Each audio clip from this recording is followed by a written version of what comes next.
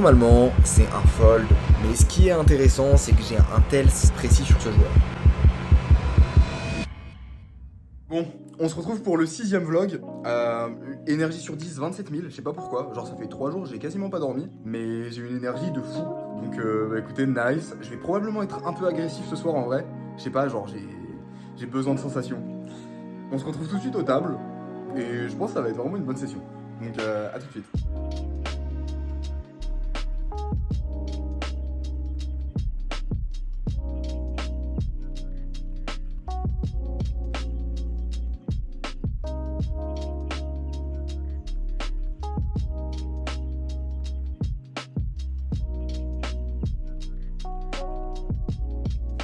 Beaucoup de joueurs sur la table, des habitués que je connais assez bien. Aujourd'hui, je me sens vraiment hyper en forme, une concentration de ouf. Très rapidement, je prends le rythme à la table, je grignote quelques pots, et aussi je repère beaucoup de tells physiques dont je vais vous parler durant la session. Première main intéressante, j'ai As-Valet de cœur en grosse blinde, UTG call et un joueur qui est très serré en milieu de position relance à 15, hijack cutoff et bouton call. Alors à mon tour, je call et UTG call. En gros, on arrive à 5 sur un flop qui est 5-9-2. De mon côté, j'ai pas d'intérêt à miser, alors je check et tout le monde check. Turn arrive à un roi. Clairement, ils peuvent avoir plein de rois dans leur range. Donc ici, je vais juste abandonner et checker et essayer d'aller au showdown. Et encore une fois, tout le monde check, river tombe un 5 et le joueur UTG mise 35. Tout le monde fold jusqu'à moi. Je suis le dernier à devoir prendre la décision du call ou du fold. Normalement, c'est un fold vraiment très facile, parce que très peu de bluff dans ce genre de spot. Mais ce qui est intéressant, c'est que j'ai un tells assez précis sur ce joueur. Il a tendance, même je dirais de manière absolue, à jeter ses jetons et à déplacer sa main avec énormément de détente, énormément de flexibilité, de souplesse quand il est en bluff. Et à l'inverse, quand il est en value, ses mains ont tendance à se crisper. C'est assez fin, mais en fait, on sent clairement une tension différente sur ses doigts, et c'est quelque chose de très précis. C'est un peu comme si quand il était en bluff, il voulait s'auto-convaincre qu'il était détendu pour ne pas laisser transparaître de tels physiques, alors que quand il est en value, il ne réfléchit même pas à ça. Et il joue juste en réfléchissant et en étant concentré, ce qui engendre naturellement un minimum de tension dans les mains. Et donc finalement, en essayant d'être illisible, en ayant une très bonne détente sur ses mains quand il est en bluff, en fait c'est justement là où il nous donne un tells physique qui est vraiment très précis. Bref, j'ai confirmé ce tells vraiment des dizaines de fois sur ce joueur et c'est absolu. Alors je call assez sereinement et il retourne valet 10. J'ai peut-être fait une erreur ici, c'est que j'ai call très vite. Il faut que je fasse attention car s'il voit que je suis trop sûr de moi, il pourrait s'en rendre compte. J'aurais plutôt dû faire un peu d'acting et faire genre que j'avais un mal de crâne et ensuite décider de call. La main juste après, j'ai As-Roi en small blind, option à 5 et sur-option à 10. Ce qui fait plutôt plaisir vu notre main. UTG, MP et cutoff call 10. Il y a beaucoup d'argent au milieu, j'ai tout le temps la meilleure main quasiment, alors je relance à 60. Tout le monde fold, sauf le joueur qui est UTG. Et on se retrouve en heads up sur un flop Roi 4-2. Il ne touche pas beaucoup ce board, et c'est un joueur qui est assez agressif. Pour ceux qui ont vu le dernier vlog, c'était lui qui nous avait bluff 8 et 9, ou 9 et 7, quand on avait 6-6 sur le board Roi-Valet-Valet. Pour ceux qui n'ont pas vu, je vous conseille d'aller voir la vidéo après, mais il m'avait fait un bluff énorme et c'est un joueur vraiment très agressif. Alors sur ce spot, je décide de mettre 30 pour l'inciter à me call avec des mains faibles qu'il pourra me bluffer facilement plus tard, ou alors où il va me relancer directement en bluff au flop. Il décide de call, turn arrive un 10, là je fais un petit acting, je fais genre de regarder mes cartes, de pas être trop serein. En fait ici ce qui est marrant c'est que les mecs ils prennent vraiment les infos premier degré. Car eux-mêmes ils sont très premier degré sur leur langage non verbal. Après ce petit acting, je décide de check, et malheureusement, il décide aussi de check. River tombe le roi, qui fait rentrer la couleur. Ici, s'il a un roi, il va miser dans tous les cas, et puis, il y a beaucoup de mains qu'il va pouvoir bluff, et je sais que c'est un joueur qui est vraiment actif. J'ai pas vraiment d'intérêt à miser, alors je décide de check, et là, il fait all-in. Franchement, quand il mise aussi cher, c'est un peu bizarre, parce que en fait, il représente pas beaucoup de rois qui miseraient aussi cher. C'est souvent soit un bluff, soit une couleur. C'est un peu bizarre, un peu suspect, mais quoi qu'il arrive, je folderai pas contre ce joueur parce qu'il y a trop de mains bizarres. Enfin, c'est un joueur qui est beaucoup trop agressif et qui fait beaucoup trop n'importe quoi pour que je fold. Donc après une petite réflexion, Mon expérience de Constantin me fait prendre la décision de call. Il retourne valet 10, il avait une seconde paire. Je comprends pas, quand je retourne ma main, il est au bout de sa vie et vraiment dégoûté. Pour autant, je sais vraiment pas ce qu'il a pu vouloir faire ici, quoi. Je sais même pas en fait s'il était en bluff ou en value. Enfin bon, ça fait plutôt plaisir. Nous, il y a de l'argent à prendre, on prend. On est déjà up de 500 runs sur la session. Donc plutôt cool, on va continuer dans ce sens-là. Quelques minutes plus tard, je suis UTG et je relance 30. J'ai décidé vraiment d'arrêter de regarder mes cartes et de jouer dans le noir. Parce que je trouve qu'il y a plus de mérite. Non, je déconne les gars, juste j'ai lancé le record avant. Mais tout va bien, j'ai As-Roi, donc j'ai relancé à 30. Et il y a seulement le joueur en small blind qui call. On se retrouve dans un petit heads-up des familles sur un flop Roi 10-4. Il décide de miser 15 de lui-même, ce qui représente souvent des mains comme Dame 10, Valet 10, 10 et 9. J'imagine pas trop de rois parce que les plus faibles, il ne les payerait pas pré-flop. Et avec un bon roi, il miserait plus cher au flop. Par conséquent, je relance à 50 en value, histoire de ne pas le faire trop fold non plus. Turn tombe un 3, et à ce moment-là, il lui reste 170 derrière. Il check, et personnellement, je continue à miser en value à 65. Le plan, c'est vraiment de pouvoir miser 65 turn, et ensuite 105 river pour lui faire mettre tout son tapis, et le faire payer avec des valets. River arrive une dame, et il décide de faire tapis de lui-même pour 105.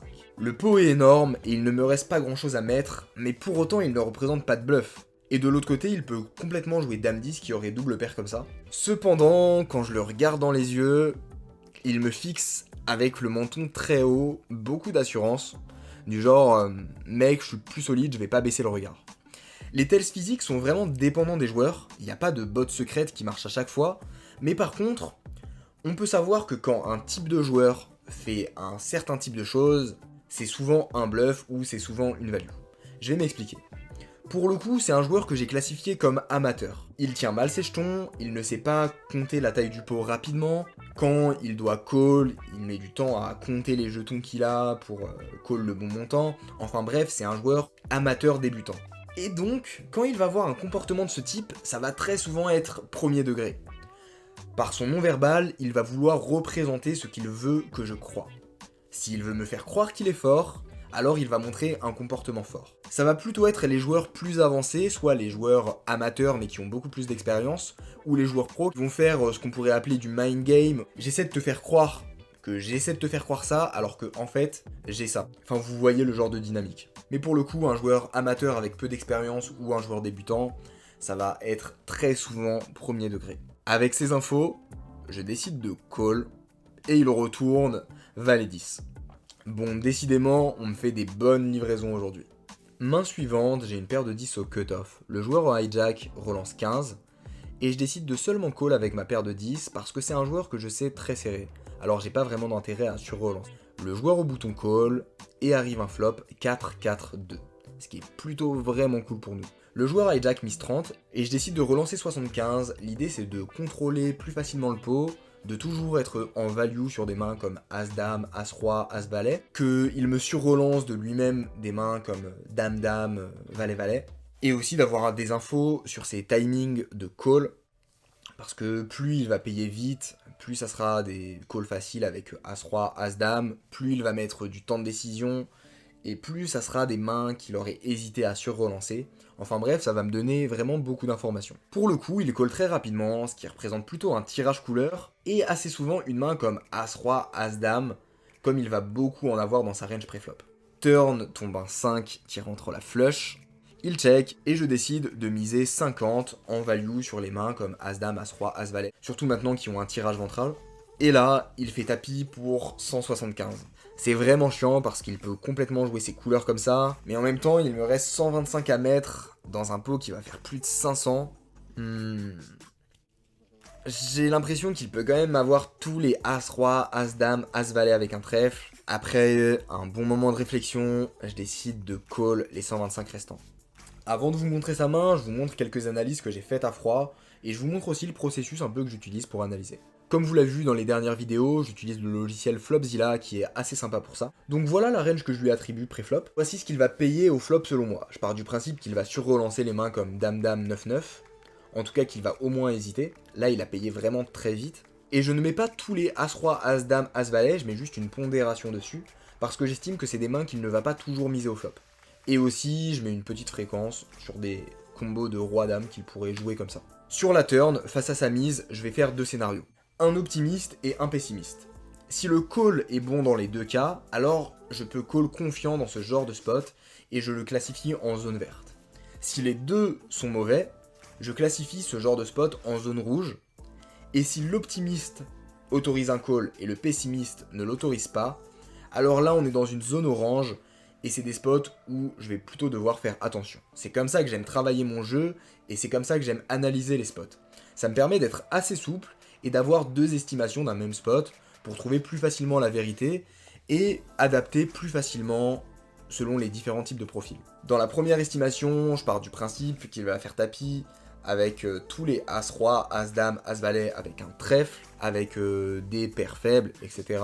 Et on voit qu'on est très bien en équité. Dans la deuxième estimation, pour le coup, je pars du principe que les As-Roi, As-Dame, As-Valet aussi beaucoup les calls et juste un petit peu les raise. Et on voit qu'on a un call qui reste très large. A noter qu'ici, on a environ besoin de 22%. Et donc, même dans le scénario pessimiste, on voit qu'on est assez bien. Je pourrais rendre le scénario encore plus pessimiste, mais dans tous les cas, on aura toujours un call. Donc, c'est un spot que je valide et je suis assez content de mon call. J'ai les Kings au bouton. UTG et cutoff call.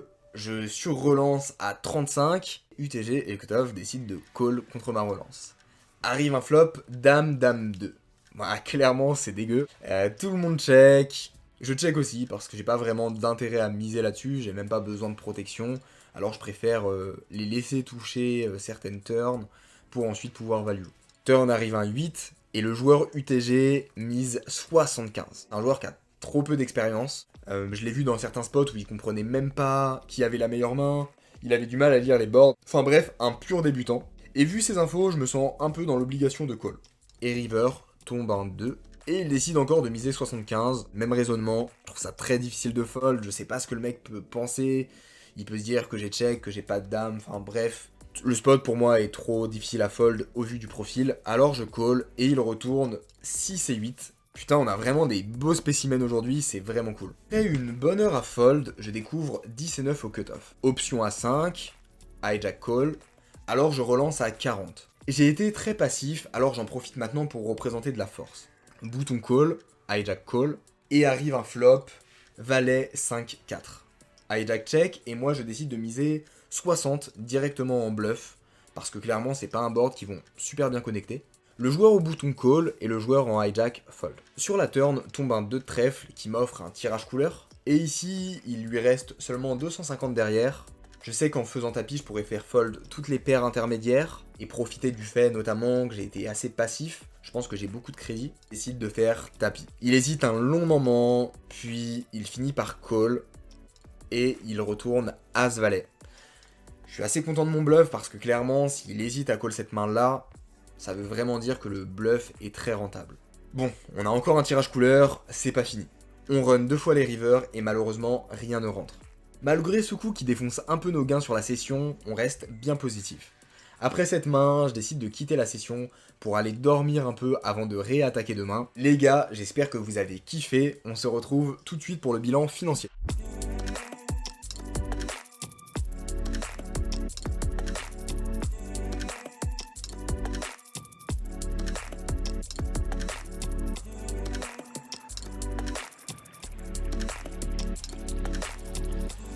Bilan financier de la session à plus 875 et en euros ça faisait 175 euros.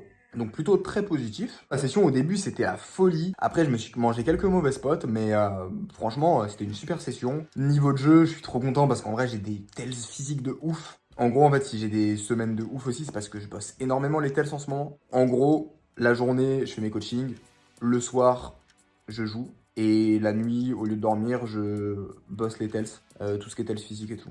Je kiffe trop ça en fait, ça me passionne, du coup j'ai pas envie de dormir. Mais bon, faudrait quand même que je dorme un moment, sinon sinon je vais pas tenir très longtemps. Mais genre du coup, ce qui est cool, c'est que j'avais déjà un petit niveau avant. Et là, vu que je fais ça à fond, genre je progresse tellement vite. Et je vois des trucs de ouf partout. Mais donc ouais, franchement, super satisfait de la session. J'ai des tells de ouf. Au niveau technique, c'était plutôt propre. Donc voilà, j'y retourne demain. Là, il nous reste juste quelques sessions. J'aimerais bien monter encore 300 euros, 300, 400 euros. ça serait cool. Et ensuite, on attaquera beaucoup plus haut du coup. Dans tous les cas, je vous ferai un bilan de Constantin, on fera une petite vidéo bilan. Voilà, en tout cas, j'espère que ça vous a plu. Merci à tous d'avoir suivi. N'hésitez pas à vous abonner, à liker, ça fait ultra plaisir. Et si vous avez la moindre question, posez-la en commentaire, la moindre recommandation, et on en discute ensemble. Voilà les gars, à la prochaine.